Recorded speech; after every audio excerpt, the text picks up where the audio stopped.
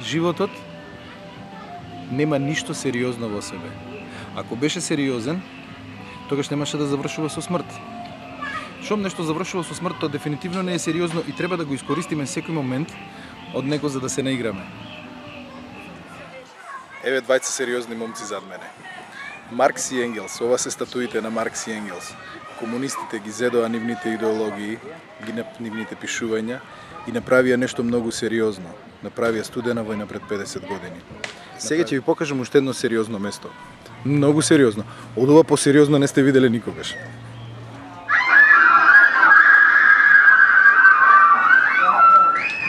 Ова е нешто многу сериозно. Ова е декор за хорор филм.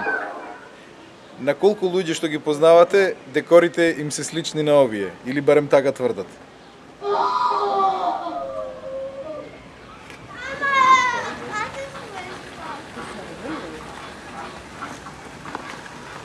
И ова е нешто многу сериозно. Овде паѓаат мртви луѓе, глави, поточно.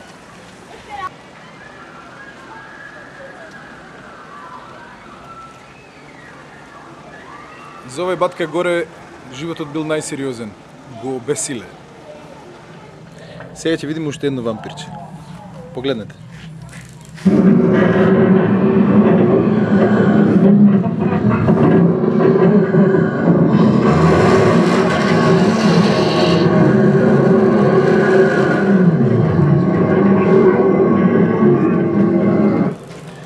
Што се всушност вампирите?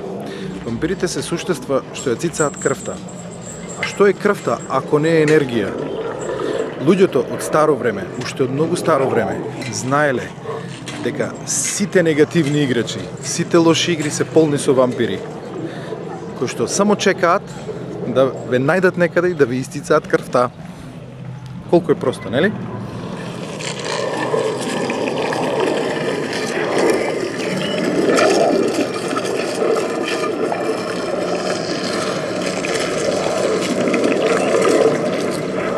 Така, гробови, живи мртовци, вампири.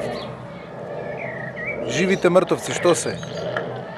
Живите идеи, намерите и неостварените цели на луѓето. Луѓето треба да се ослободат од своите живи мртовци што ги носат во себе. Живиот мртовец секој од нас го носи во себе кога не може да се помери со нешто дека не го добил или дека го изгубил. Ова зад мене е топ. Сето оружје на овој свет се користи за да се внесе страф и конфузија кај човекот. Само со цел да може да биде експлоатиран. Ете, видовме некои многу сериозни работи. Всушност, што е сериозноста? Сериозноста е страф. Сериозноста е страф кој што извира од неспособноста да се справиме со некаква ситуација. Кога ние знаеме дека не можеме да се справиме со нешто, немаме познавање. Просто, ние стануваме многу сериозни и така се заглавуваме во вулканите игри.